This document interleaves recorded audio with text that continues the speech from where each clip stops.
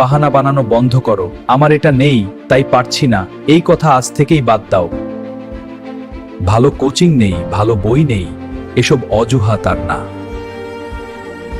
তুমি কত বড় রেজাল্ট করবে সেটা নির্ভর করে না তোমার কাছে কি নেই তার উপর। এটা নির্ভর করে তুমি কতটা নিয়মিত পড়ছো তার উপর। তুমি কতটা মন দিয়ে চেষ্টা করছো সেটাই আসল বিষয়। কোনো ব্র্যান্ডের কলম দিয়ে লিখছো সেটা গুরুত্বপূর্ণ নয়।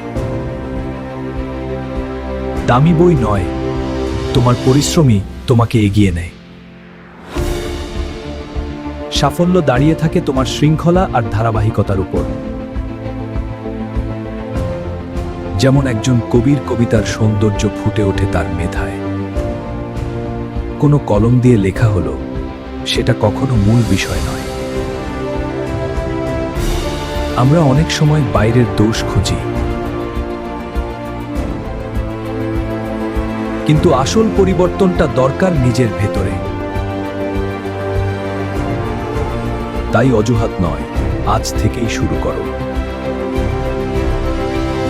নিয়মিত থাকো, ফোকাস ধরে রাখো। দেখবে পথ নিজে থেকেই খুলে যাবে।